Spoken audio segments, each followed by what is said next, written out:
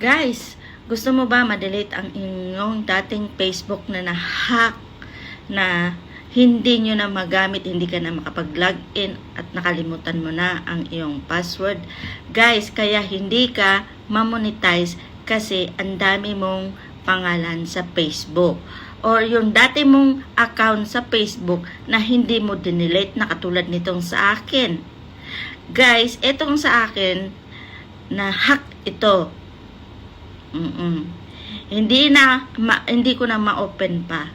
So, ang gagawin natin, i-delete natin o i-report natin para tanggalin ni Meta. Kaya guys, kung ikaw ay merong another account na pangalan, same ng pangalan na ginagamit mong pang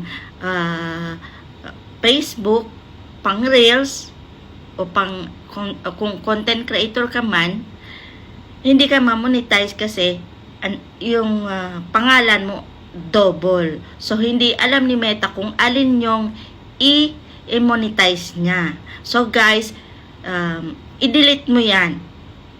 Okay? I-delete natin yan. Sundan mo lang ang video kong ito hanggang sa matapos para maituro ko sa iyo at alam mo kung paanong gawin. Okay guys? Good luck!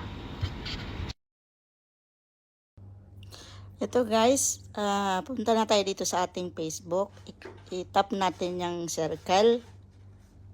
Hintayin lang natin. Okay? Ito, napunta na tayo dito sa search. I-tap nyo lang yan at mag-type na kayo ng inyong pangalan kung alin yung Facebook na i-delete nyo. Yan. Pag-type nyo, lalabas yung pangalan mo at yung Facebook na gusto mo i-delete kasi doble yung pangalan mo kasi hindi nga ma-monetize ni Meta kasi double nga yung pangalan.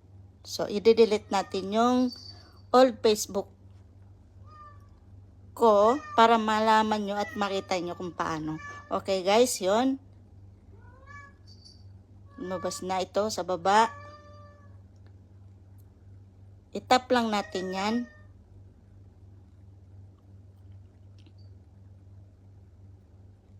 Pasensya na guys kasi matagal. Yan. Pagka-tap, tinap mo, lalabas na yung pangalan mo na old Facebook mo. Tapos i-tap natin guys. Yan, mapupunta na tayo dito sa mga na to. Piliin nyo lang po yung nasa taas. May arrow naman po para sundan nyo kung alin ang itatap nyo. Okay. Ayan. I-tap nyo lang po yan. Sundan nyo lang po. Okay. Yan po yan. Yung fake profile, i-tap nyo po yan. Then, mapupunta na po tayo dito sa sa susunod.